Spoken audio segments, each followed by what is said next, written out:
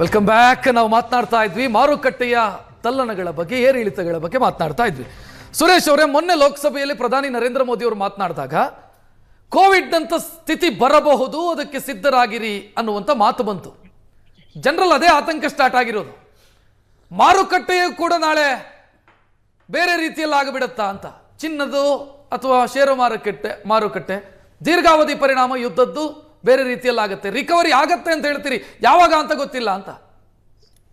ಯಾವಾಗ ಅಂತ ಗೊತ್ತಿದ್ರೆ ಫಸ್ಟ್ ನಾನೇ ಇನ್ವೆಸ್ಟ್ ಮಾಡ್ತಾ ಇದ್ದೆ ಎಸ್ ಅಲ್ವಾ. ಸೊ ಇದು ಯಾವಾಗ ಅಂತ ಗೊತ್ತಿರೋ ವಿಚಾರ ಯಾರಿಗೇನೋದೇ ಒಂದು ಪ್ರಶ್ನೆ ಆಗಿದೆ. ಈಗ ಪ್ರಧಾನಿ ಅವರು ಹೇಳಿರೋ ವಿಚಾರದಲ್ಲಿ ಕೋವಿಡ್ ಅಂತ ಸ್ಥಿತಿ ಅಂತ ಅಂದಾದ್ರೆ ಅದು ಲಾಕ್ಡೌನ್ ಅನ್ನೋ ಪರಿಸ್ಥಿತಿನ ನಾವು ಫಸ್ಟ್ ತಲೆಯಲ್ಲಿ ತಗೋಬಾರ್ದು. ಜನ ಎಷ್ಟೋ ಮಿಸ್ಕನ್ಸೆಪ್ಷನ್ ಮಾಡಿ ಇದು ಪಾರ್ಲಿಮೆಂಟ್ರಿ ಅವ್ರ ಸ್ಪೀಚ್ ಅಲ್ಲಿ ಇದನ್ನ ಕ್ಲಾರಿಫೈ ಮಾಡಿದ್ದಾರೆ.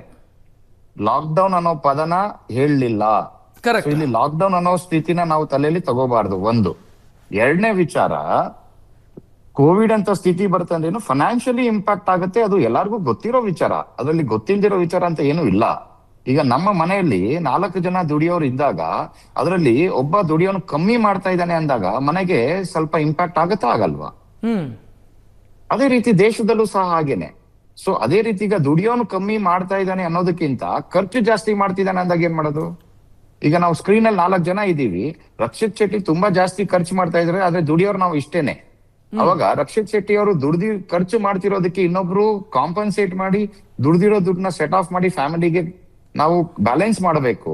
ಬ್ಯಾಲೆನ್ಸ್ ಮಾಡ್ಲಿಲ್ಲ ಅಂದಾಗ ಸಾಲ ಮಾಡಬೇಕು. ಸೊ ಇದೇ ಒಂದು ಕಾಮನ್ ನಮ್ಮ ಬ್ಯಾಲೆನ್ಸ್ ಶೀಟ್ ಲೆಕ್ಕಾಚಾರದಲ್ಲಿ ಹೋದಾಗ, P&L ಲೆಕ್ಕಾಚಾರದಲ್ಲಿ ಹೋದಾಗ ಇದೆ. ಸೊ ದೇಶದ ಪರಿಸ್ಥಿತಿ ನಾವು GDP ಆಗ್ಲಿ ಪ್ರತಿ ಲೆಕ್ಕಾಚಾರನ ನೋಡಿದಾಗ ಇದೇ ಆಂಗಲ್ ಅಲ್ಲೇ ಬಂದು ನಾವು ಸೆಟ್ಲ್ ಆಗ್ತೀವಿ. ಸೊ ಪ್ಯಾನಿಕ್ ಆಗ್ಬೇಕು ವಿಚಾರ ಇವಾಗ್ಲೂ ರಿಪೀಟೆಡ್ ಆಗಿ ನಾವ್ ಹೇಳ್ತಿರೋದೇನು, ಪ್ಯಾನಿಕ್ ಆಗೋ ವಿಚಾರ ಬೇಡ. ಒಂದು. ಸೆಕೆಂಡ್, ಮಾರ್ಕೆಟ್ ಇಂಪ್ಯಾಕ್ಟ್ ಆಗತ್ತೆ. ಮಾರ್ಕೆಟ್ ಅದರ ಪಾಡಿಗೆ ಅದೇ ಸರಿ ಹೋಗುತ್ತೆ. ಅದೇ ಇಂಪ್ಯಾಕ್ಟ್ ನ ರಿಕವರ್ ಸಹ ಮಾಡುತ್ತೆ. ಅದನ್ನ ನಾವು ನೋಡ್ತಾನೆ ಇದೀವಿ. ನಾನು ರಿಪೀಟೆಡ್ ಆಗಿ ಮತ್ತೆ ಹೇಳ್ಬೇಕು ಅಂದ್ರೆ, ನೀವು ಸುಮಾರು ಯಾವ ಟೈಮ್ ಇಂದನೂ ನೀವು ರಿಕವರಿ ಮಾರ್ಕೆಟ್ ಸ್ಟೇಜ್ಗೂನು ಫಾಲ್ಗೂನು ನೋಡಿದಾಗ recovery pace is much faster. So ಈಗ ಎಷ್ಟು ಕಾಲಕ್ಕೆ ಇದು ಬೀಳುತ್ತೆ, ಈಗ ಬಾಟಮ್ ಬಂದ್ಬಿಟ್ಟಿದೀಯಾ, ಈಗ ಬಾಟಮ್ ಇಂದ ನಾವೀಗ ಮೇಲ್ ಹೋಗ್ತಾ ಇದೀವಾ, ಇದು ಅಪ್ವರ್ಡ್ ಟ್ರೆಂಡಾ, ಅದು ಪ್ರತಿಯೊಂದಿಗೂ ಪ್ರಶ್ನೆನೆ. 5ನೇ ದಿನ ಸೀಸ್ ಫೈರ್ ಆದ್ಮೇಲೆ 6ನೇ ದಿನ ಮತ್ತೆ ಇದು ಎಸ್ಕಲೇಟ್ ಆಗತ್ತಾ, ಅಥವಾ ಟ್ರಂಪ್ ಅವರೇ ಸುಧಾರಿಸ್ಕೊಂಡು ಸಾಕಪ್ಪ ನಾನು ಮನೇಲಿ ಇರ್ತೀನಿ, ಇನ್ನು ಇದ್ರ ಬಗ್ಗೆ ಮಾತಾಡೋದು ಬೇಡ ಅಂತೇಳಿ ಅದಾಗ ಅದೇ ಸಿಚುವೇಶನ್ ಬ್ಯಾಲೆನ್ಸ್ ಆಗಿ ಸೆಟಲ್ ಡೌನ್ ಆಗತ್ತಾ ಅನ್ನೋ ಒಂದು ವಿಚಾರನ ಈ 5 ದಿನ ಮತ್ತೆ ವಿಚಾರ ನಾನು ಹೇಳ್ತೀನಿ ನೋಡಿ ರಕ್ಷಿತ್. ನೀವು ಯೋಚನೆ ಮಾಡ್ಬೇಕಾದ್ರೆ 5 ದಿನ ಅವ್ರು ಹೇಳಿರೋದು ಮಂಡೇ. ಅವಾಗ US ಮಾರ್ಕೆಟ್ ಓಪನ್ ಆಗಿರ್ಲಿಲ್ಲ. 4-5 ಗಂಟೆ ಮಧ್ಯದಲ್ಲಿ ಅವರು ಈ ಸ್ಟೇಟ್ಮೆಂಟ್ ನ ಹೇಳಿರೋ ವಿಚಾರ. So first impact US market bullish ಆಗಿ ಓಪನ್ ಆಯ್ತು ಸೋಮವಾರ. 5 ದಿನ ಶನಿವಾರಕ್ಕೆ ಮುಗಿಯತ್ತೆ. ಸಾಟರ್ಡೆ ಸಂಡೇ ಮತ್ತೆ ನಾನು ಹೇಳದ್ನಲ್ಲ ವೀಕೆಂಡ್ ಪಾರ್ಟಿ, ಆ ವೀಕೆಂಡ್ ಪಾರ್ಟಿ ಎಲ್ಗ್ ಹೋಗುತ್ತೆ ಅನ್ನೋದು ಪ್ರಶ್ನೆ. ಈ ವೀಕೆಂಡ್ ಪಾರ್ಟಿ ಮತ್ತೆ ಇರಾನ್ಗೆ ಹೋಗುತ್ತಾ, ಇಲ್ಲ ನಾವು ಕಾರ್ಗ್ ಐಲ್ಯಾಂಡ್ ನ ಏನ್ ಕ್ಯಾಪ್ಚರ್ ಮಾಡ್ಬೇಕಾಗಿತ್ತು ಅದಕ್ಕೆ ನಾವು ಪ್ಲಾನ್ ಆಗಿ ಈ 5 ದಿನನ ನಾವು ಸ್ಟ್ರಾಟಜಿಕ್ ಆಗಿ ಯೂಸ್ ಮಾಡ್ತಾ ಇದೀವ ಅನ್ನೋದು ಎಲ್ಲ ಪ್ರಶ್ನೆಗಳಾಗಿರ್ತದೆ. ಬಟ್ ಪರಿಸ್ಥಿತಿ ನೋಡ್ತಾ ಇದ್ರೆ ಇವತ್ತಿಗೆ ಅವರು 15 ಪಾಯಿಂಟ್ಸ್ ಪ್ಲಾನ್ ಕೊಟ್ಟಿರೋದು ಮತ್ತೆ ಇವರು ವಾಪಸ್ ರಿಪೀಟ್ ಮಾಡಿರೋ ಪ್ಲಾನ್ಸ್ ನೋಡ್ತಾ ಇದ್ರೆ ಇರಾನ್ ಅವರು ಎಲ್ಲೋ ಒಂದ್ ಕಡೆ ಇದನ್ನ ಕಾಮ್ ಡೌನ್ ಆಗಿ ಸೆಟಲ್ ಡೌನ್ ಆಗ್ಬೇಕು ಅನ್ನೋ ಒಂದು ಸ್ಥಿತಿ ಮಾತ್ರನೇ ನಮಗೆ ಕಾಣುತ್ತಾ ಇರೋದು ಇವತ್ತಿನ ಈ ದಿನದ ಸ್ಥಿತಿಯಲ್ಲಿ ಇರೋದಾಗ. ಯಾಕಂದ್ರೆ ಕ್ರೂಡ್ ಸಹ ಅದೇ ರೀತಿ ಇಂಪ್ಯಾಕ್ಟ್ ಆಗಿದೆ. ಈ ಸ್ಟ್ರೈಟ್ ಆಫ್ ಹಾರ್ಮೋಸ್ ವಿಚಾರನ ನಾವು ಸತತವಾಗಿ ಮಾತಾಡಿದಾಗ ಇವತ್ತಿಗೆ ಇರಾನ್ ಅವರು ಕ್ಲಿಯರ್ ಆಗಿ ಹೇಳಿದ್ದಾರೆ, ಸ್ಟ್ರೈಟ್ ಆಫ್ ಹಾರ್ಮೋಸ್ ನಾವು ಓಪನ್ ಮಾಡ್ತೀವಿ ಯಾರಿಗೆ, ನಮ್ಮ ಫ್ರೆಂಡ್ಲಿ ದೇಶಗಳಿಗೆ. ಹೌದು, ಆಯ್ತಾ. ಅದರಲ್ಲಿ ಇಂಡಿಯಾನ ಕ್ರಿಸ್ಟಲ್ ಕ್ಲಿಯರ್ ಆಗಿ ಅವರು ಅಲೋ ಮಾಡ್ತೀವಿ ಅಂತಾನು ಹೇಳಾಗಿದೆ. ಅದರಲ್ಲಿ ನಾವು ಆತಂಕ ಕ್ರಿಯೇಟ್ ಮಾಡೋದ್ರಲ್ಲಿ ಉಪಯೋಗ ಇಲ್ಲ. ಈಗ ಸರ್ ಹೇಳಿದಾಗೆ ನಾವು 2 ಸಿಲಿಂಡರ್ ಬುಕ್ ಮಾಡೋ ಜಾಗದಲ್ಲಿ ಆತಂಕದಲ್ಲಿ 200 ಸಿಲಿಂಡರ್ ಬುಕ್ ಮಾಡಿ ನಾವಲ್ಲಿ ಪ್ಯಾನಿಕ್ ಮಾಡ್ತೀವಿ ಅಂದಾಗ ಪ್ರಶ್ನೆ ಆಗತ್ತೆ. ಸಿಲಿಂಡರ್ ಹೇಳ್ತೀನಿ. ಈಗ ನಾಳೆನೆ ವಾರ್ ನಿಂತು ಹೋಯ್ತು, ಒಂದೇ ನಿಮಿಷ ಸುರೇಶ್ ಅವರೇ, ನಾಳೆನೆ ವಾರ್ ನಿಂತು ಹೋಯ್ತು ಅಂತ ಅನ್ಕೊಳ್ಳೋಣ, ಮುಗಿದು ಹೋಯ್ತು ವಾರ. ರಿಕವರಿಗೆ ಎಷ್ಟು ಸಮಯ ಹಿಡಿಬಹುದು ಅಂತ? ಯಾಕಂತಂದ್ರೆ ಆಯಿಲ್ ರಿಫೈನರಿಯಿಂದ ಹಿಡಿದು ಮೂಲ ಸೌಕರ್ಯಗಳು ಎಲ್ಲವೂ ಕೂಡ ದಾಳಿಗೆ ತುತ್ತಾಗಿದೆ. ಮತ್ತೆ ಮೊದಲಿನ ಸ್ಟೇಜಿಗೆ ಬರೋದಕ್ಕೆ ಎಷ್ಟು ಸಮಯ ಬೇಕಾಗ್ಬೋದು? ಮೊದಲಿನ ಸ್ಟೇಜಿಗೆ ಬಂದಿಗೆ ಮಾತ್ರ ಎಲ್ಲವೂ ರಿಕವರಿ ಆಗುತ್ತೆ, ಎಷ್ಟು ಸಮಯ ಬೇಕಾಗ್ಬೋದು ಸರ್? ಆಕ್ಚುಲಿ ಅಂದ್ರೆ no economist can forecast it properly. Let me be humble enough. ಒಂದು ಅಂದಾಜು ಇದಕ್ಕೆ ಒಂದು ಅಂದಾಜು ಅಂತಂದ್ರೆ ವಾಟ್ ನಾನು ನಿಮ್ಗೆ ಅದನ್ನು ಹೇಳ್ತೇನೆ ಅಂತಂದರೆ what it will depend on ಅಂತ ಇದಕ್ಕೆ.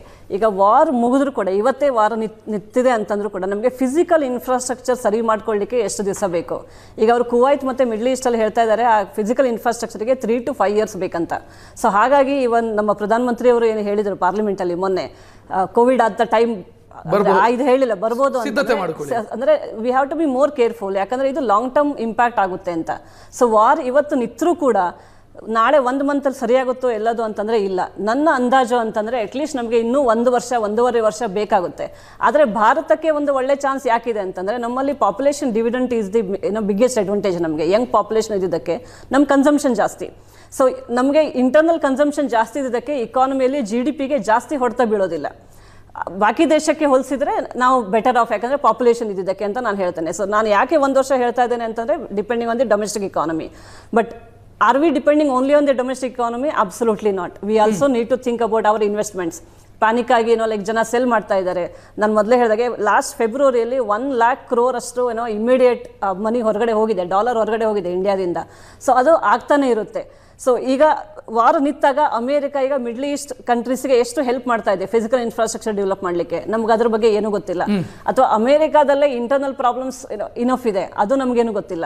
ಸೊ ಈಗ ಗ್ಲೋಬಲ್ ಇನ್ಫ್ಲೇಷನ್ ನಾವು ಏನು ಹೇಳ್ತಾ ಇದ್ದೇವೆ, ಆ ಗ್ಲೋಬಲ್ ಇನ್ಫ್ಲೇಷನ್ ಎಷ್ಟು ಜಾಸ್ತಿ ಆಗುತ್ತೆ ಅದ್ರ ಬಗ್ಗೆನೂ ನಮ್ಗೇನು ಗೊತ್ತಿಲ್ಲ. ಸೊ ಅದನ್ನೆಲ್ಲ ಅಸ್ಯೂಮ್ ಮಾಡ್ಕೊಂಡು ರಿಕವರಿ ಫೇಸ್ 1 ವರ್ಷದವರೆಗೂ ಕೂಡ 1 ಅಥವಾ 1.5 ವರ್ಷ ಅಂತ ನನ್ನ ಒಂದು ಇಕನಾಮಿಕ್ಸ್ನ ಒಂದು ಅಂದಾಜು, ಮ್ಯಾಕ್ರೋ ಎಕನಾಮಿಕ್ ವೇರಿಯೇಬಲ್ಸ್ ನಾವು ತಗೊಂಡು ಹೇಳಿದ್ರೆ ಅಟ್ಲೀಸ್ಟ್ 1 ಅಥವಾ 1.5 ವರ್ಷ ಬೇಕೇ ಬೇಕು. 2 ರೀಸನ್ನು. ಒಂದು ಅಂತಂದ್ರೆ ಫಿಸಿಕಲ್ ಇನ್ಫ್ರಾಸ್ಟ್ರಕ್ಚರ್ ಸರಿ ಮಾಡ್ಕೊಳ್ಬೇಕು. ಸೆಕೆಂಡ್ ಅಂತಂದ್ರೆ ಪ್ರೈಸಿಂಗ್ ಏನು ಆಲ್ರೆಡಿ ಆಗಿದೆ, ಅದು prices are always sticky downwards ಅಂತ ಹೇಳ್ತಾರೆ. ಅದು ಒಮ್ಮೆ ಜಾಸ್ತಿ ಆದ್ರೆ ಇಮಿಡಿಯೇಟ್ಲಿ ಇಳಿಯೋದಿಲ್ಲ ಅದು. ಸೊ ಈ ಪ್ರೈಸಿಂಗ್ ಏನಾಗಿದೆ ಅದನ್ನ ಮತ್ತೆ ವಾಪಸ್ ತರಲಿಕ್ಕೆ ನಮಗಷ್ಟು ಟೈಮ್ ಬೇಕು ಅಂತ. ಸರ್ ತಮ್ಮ ಅಭಿಪ್ರಾಯ ಏನು ರಿಕವರಿಯ ವಿಚಾರದಲ್ಲಿ? ಇದು ಜನರಲಿ ಶೇರ್ ಮಾರ್ಕೆಟ್ಗೂ ಎಕಾನಮಿಗೂ ನಮ್ಮ ದೇಶದಂಥ ಬೃಹತ್ ದೇಶ 145 ಕೋಟಿ ಜನಸಂಖ್ಯೆ ದೇಶಕ್ಕೆ ಅಷ್ಟು ಸಮಂಜಸ ಅಲ್ಲ. ಶೇರ್ ಮಾರ್ಕೆಟೇ ಎಲ್ಲ ಅಲ್ಲ. ಹೌದು. ಒಂದು. ಎರಡನೇದು ಮೆನ್, ಮೆಟೀರಿಯಲ್, ಕ್ಯಾಪಿಟಲ್, ಎನರ್ಜಿ. ನಮ್ಮಲ್ಲಿ ಮೆನ್ನಿಗೂ ಕ್ಯಾಪಿಟಲ್ಗೂ ತೊಂದರೆ ಇಲ್ಲ, ಮೆಟೀರಿಯಲ್ಗೂ ಎನರ್ಜಿಗೂ ತೊಂದರೆ ಇರುತ್ತೆ. ಕುಂಬಾರನಿಗೆ ದೊಣ್ಣೆಗೆ ನಿಮಿಷ, ಕುಂಬಾರನಿಗೆ ವರುಷ. ಮಿನಿಮಮ್ 1 ವರ್ಷ ಬೇಕು ರಿಕವರಿ ಆಗೋಕ್ಕೆ, ಮಿನಿಮಮ್. ಸರಕು ಸಾಮಗ್ರಿ ಸರಂಜಾಮು ಟ್ರಾವೆಲಿಂಗ್ ಅಂದರೆ ಕಾರ್ಗೋ ಸರಿ ಹೋಗಬೇಕು, ಮೆಟೀರಿಯಲ್ ಸಿಗಬೇಕು. ಬಟ್ ಆಪರ್ಚುನಿಟೀಸು ಮೊದಲಿಗಿದ್ದಕ್ಕಿಂತ ಜಾಸ್ತಿ ಇದೆ. ಅವ್ರು ಹೇಳ್ದಂಗೆ recovery is very fast. Japan recovery ಆಯಿತು. ಅಮೇರಿಕಾ ವಿಯೆಟ್ನಾಂ ಜೊತೆ ಮೂಗೆಲ್ಲ ಕಟ್ ಮಾಡ್ಕೊಂಡ್ಬಂದಿತ್ತು ಟೆಕ್ನಾಲಜಿ ಇಲ್ದಿರ. ವಿಯೆಟ್ನಾಂ ಹತ್ರ ಏನು ಟೆಕ್ನಾಲಜಿ, ಅಲ್ಲೇ ಮೂಗು ಕಟ್ ಮಾಡ್ಕೊಂಡ್ಬಂದಿತ್ತು. ಈಗ ಮಖ ಕಟ್ ಮಾಡ್ಕೋತಾ ಇದೆ ಒಂದು. ಬಟ್ ಪ್ರಾಬ್ಲಮ್ ಏನು ಅಂದರೆ ಹಿಡಿಯುತ್ತೆ, 1 ವರ್ಷ ಆಗಬಹುದು ಒಂದು ಅಂದಾಜು. 1 ವರ್ಷದ ಮೇಲೆ ಅಂದಾಜಲ್ಲ, 1 ವರ್ಷ ಖಂಡಿತ ಆಗುತ್ತೆ. Yes, thank you sir. Madam ತಮಗೂ ಕೂಡ ಧನ್ಯವಾದ. ಸುರೇಶ್ ಅವರಿಗೂ ಕೂಡ ಧನ್ಯವಾದವನ್ನು ಹೇಳ್ತಾ ಕಾರ್ಯಕ್ರಮ ಮುಕ್ತಾಯಗೊಳಿಸುವಂಥ ಸಮಯ. ಸೊ ಜನ ಪ್ಯಾನಿಕ್ ಆಗಬೇಡಿ ಅಂತ ಆರ್ಥಿಕ ತಜ್ಞರು ಹೇಳ್ತಾ ಇರೋದು. ಈಗ ಇದ್ದಿದ್ದನ್ನು ಮಾರಾಟ ಮಾಡಿ ಲಾಸ್ ಮಾಡಿಕೊಳ್ಬೇಡಿ. ಯಾವುದು ಆದರೂ ಚಿನ್ನನೋ ಬೆಳ್ಳಿನೋ ಅಥವಾ ಶೇರೋ, ರಿಕವರಿ ಆಗತ್ತೆ ಮತ್ತು ಸ್ಪೀಡ್ ಆಗಿ ರಿಕವರಿ ಆಗುತ್ತೆ ಎಲ್ಲವೂ ಕೂಡ ಅನ್ನೋದು ನನ್ನ ಕಾರ್ಯಕ್ರಮದ ಕನ್ಕ್ಲೂಷನ್ನು ನಾನು ಆರ್ಥಿಕ ತಜ್ಞರ ಜೊತೆಗೆ ಮಾತನಾಡಿದ ನಂತರ. ಇದು ಇವತ್ತಿನ ಟ್ರೆಂಡಿಂಗ್ ಎಟ್ 10. ನೇರ ದಿಟ್ಟ ನಿರಂತರ ಸುದ್ದಿಗಾಗಿ ನೋಡ್ತಾ ಇರಿ ಏಷ್ಯಾನೆಟ್ ಸುವರ್ಣ ನ್ಯೂಸ್.